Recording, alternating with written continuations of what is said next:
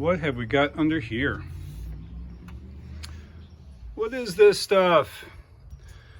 Well, recently I moved all of these components that used to be filling a lot of space underneath the sleeping platform into the basement.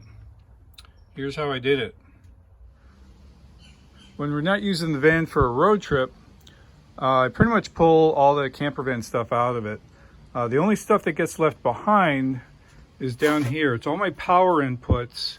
So they come in from the front of the vehicle and the back of the vehicle. So I have, this is coming in from a shore power plug, which is right down here.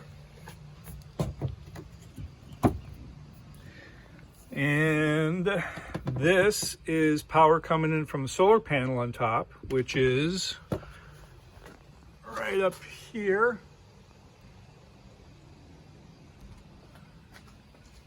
And the other power is this one coming from the alternator or starter battery. It's the positive comes all the way from the front of the vehicle, and the negative here is actually tied in right to this bolt, which is used for the third row seats. So these I just leave behind. These were installed without any hole drilling in the vehicle, and I can take them out later without too much trouble. But what I'm going to do right now is install my latest change to the power system. I've redesigned all of the power components to sit within this part of the rear well, and it's going to be held down with these two locations that were third row seat hold down bolts. So I've got my new power board mounting platform here. It fits right into this spot here. It's got hold down features that'll go from here strapped to a feature on here that will hold down the battery. The battery will sit right here.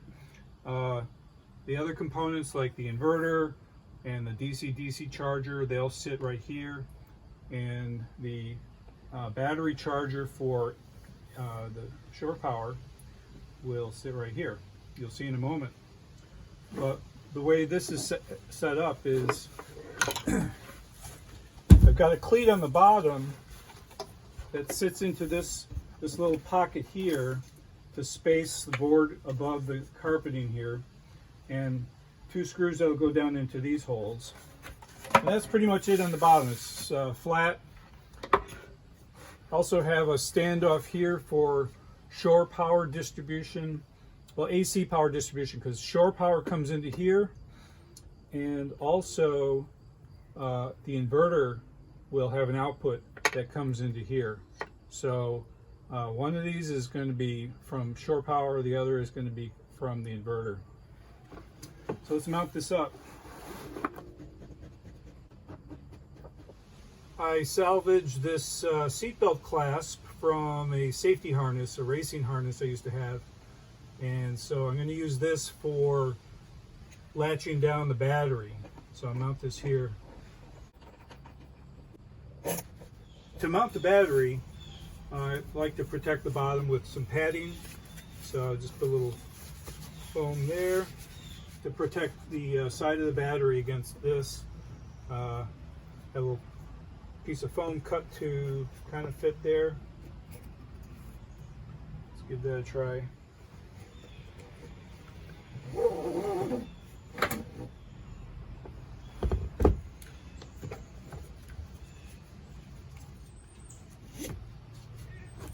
Next, I'm going to install the DC-DC charger with the power distribution and all the fusing. It's going to mount on these standoffs here, right to the platform. That goes right next to the battery.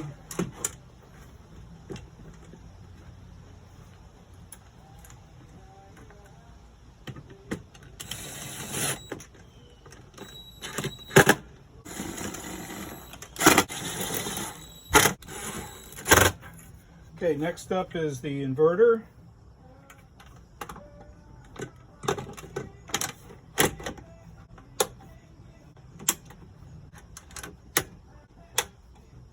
Okay, next step is to hook up the input leads to the inverter. Start down here.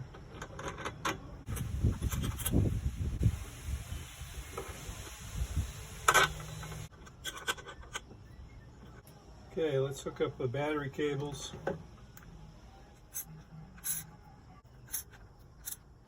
DC to DC charger. Hook that up.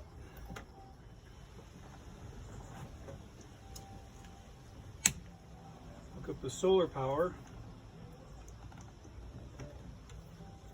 Hook up the shore power.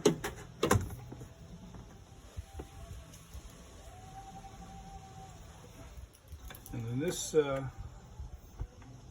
goes.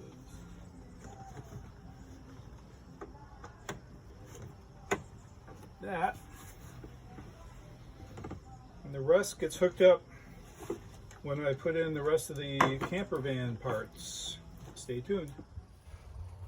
With the electrical system all tucked in the back here, it certainly looks like a mess, but believe me, it's pretty logical, at least to me.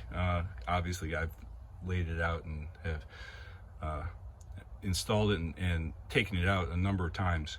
I have found through the road trips that we've been on and other, just time spent with this van, everything's kind of dialed in and it operates trouble-free. And if there is trouble, I'll get into it and fix it. But as it is, I'm comfortable with it all packed in down here. And it's just got a few connections outwards. So down here, this is coming right off the fuse panel that goes right to the fridge. This bundle here comes off the fuse panel and goes up to the left side power needs, like the water pump and all the other loads like lighting and charging, like USB charging. And then there's a similar line here that goes off to the right side for all the DC loads on the right side. I've moved the Bluetooth transmitter for the Renogy charger down to this area, and it works fine there. And other than that, you saw earlier the all the inputs for power from shore and solar, and the alternator come in over there. And you can also see down here the battery charger for when it's plugged into shore. It will keep the house battery topped off. This is also not mounted, so I can take this out and use it and help other people with charging needs. So let's see, I think that's about it down here. Hopefully this is useful to you. If you've got any questions, leave them in the comments and I will get back to you. So I hope you enjoyed the video, and we'll see you next time.